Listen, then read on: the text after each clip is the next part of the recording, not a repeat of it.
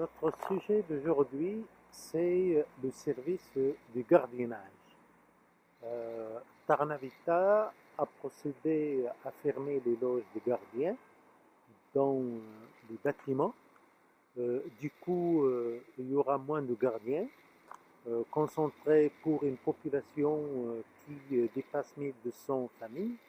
Euh, Ces familles n'auront qu'un seul gardien ou une seule loge. Le gardiennage plutôt, il est payé en tant que charge locative récupérable de deux tâches. On a demandé auparavant qu'il se limite, comme le veut la loi, à 40% sur les charges récupérables, mais Tarnavita ne le voit pas et ne l'entend pas de sa oreille. Tarnavita fait le choix de fermer toutes les loges dans les bâtiments et concentrer cela en une seule loge dans un quartier qui loge quand même 1200, même plus, 1200 locataires. Et les loges, ils se ferment, le service s'éloigne des locataires alors que ce service, il est bien payé par les locataires. Voilà, on se dirige vers l'autre loge de gardien qui a fermé, avenue Lannes. On était tout à l'heure à l'avenue Kererman.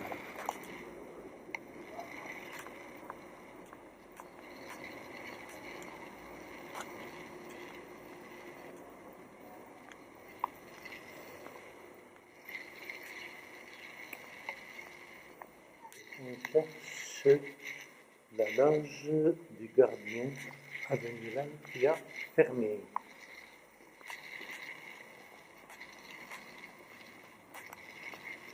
Ah, la voilà. La voilà, cette loge.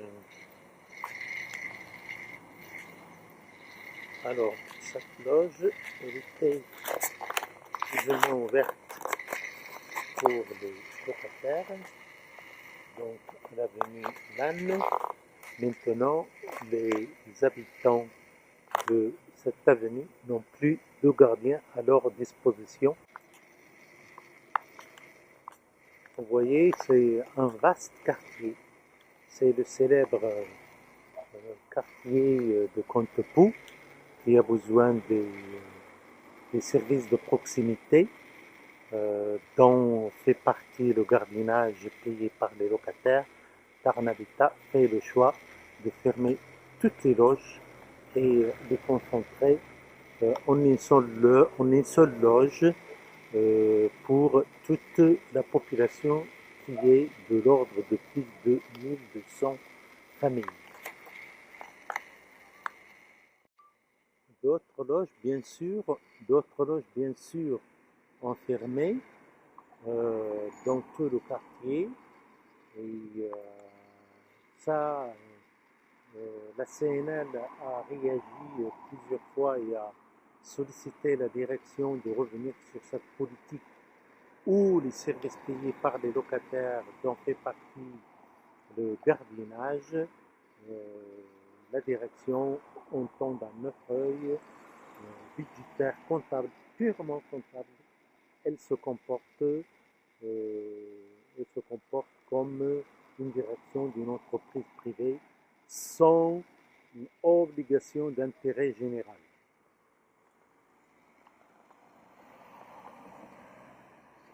On va visiter la loge du gardien qui a fermé une de plus dans le quartier. Vous voyez déjà l'état des lieux, des parkings, tout ça. Ça vous donne une idée de l'entretien des lieux. La loge du gardien n'existe plus. Alors il faut aller. Il a fermé, mais on va voir l'autre. Peut-être là. C'est celle-là. C'est celle-là la loge. Alors.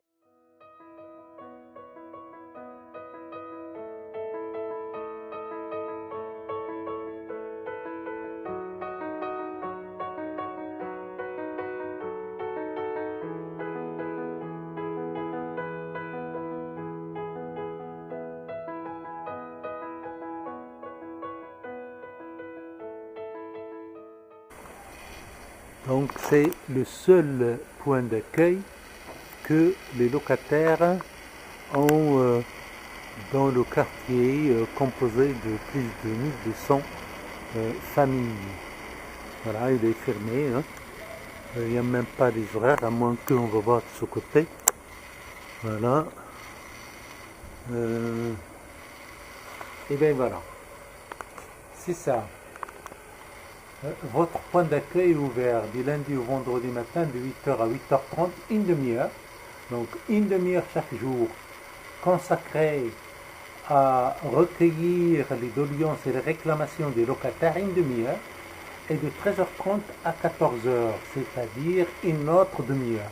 Sauf, selon nos informations, cette demi-heure de l'après-midi, du début de l'après-midi, elle est consacrée aux entreprises qui viennent chercher le matériel, etc., les clés pour faire les travaux de ravalement, etc., quand il y a des changements de locataires et ainsi de suite.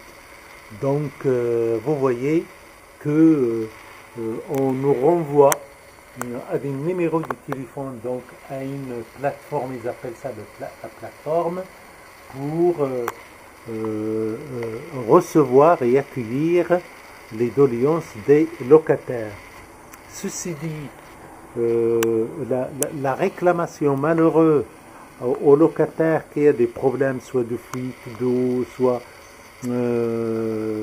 liés soit au chauffage, soit autre, malheureux aux locataires qui s'adressent donc aux agences. Par exemple, à l'agence Albi Ouest, donc qui s'occupe de Contrepoint et d'une autre partie de la ville d'Albi, donc des logements sociaux de la ville d'Albi. Et bien, quand le locataire arrive dans l'agence, soit en personne, soit il appelle, on le renvoie à la loge, au point d'accueil.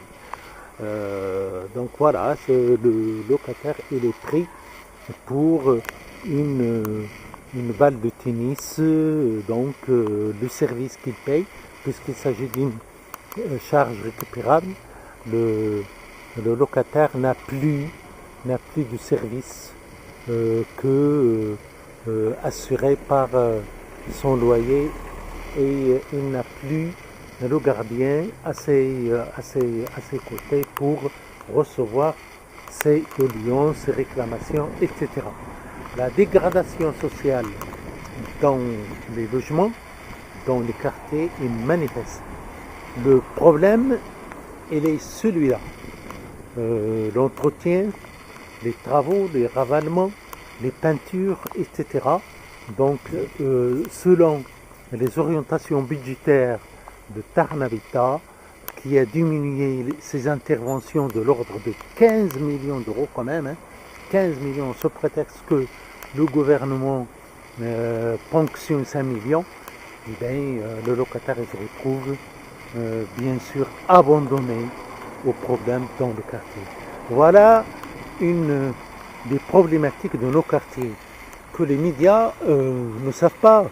Ils s'intéressent aux questions agitées par les grands médias de la sécurité, etc. Soit la sécurité ou l'insécurité, il est là. L'insécurité, les locataires, ils la vivent au quotidien, mais pas de la même manière que les médias agitent comme quoi il y a de la délinquance. Soit il y a de la délinquance, mais pourquoi la délinquance? Une des racines de la délinquance, c'est celle-là. La CNL a adressé une lettre au président du conseil départemental sans réponse jusqu'à maintenant.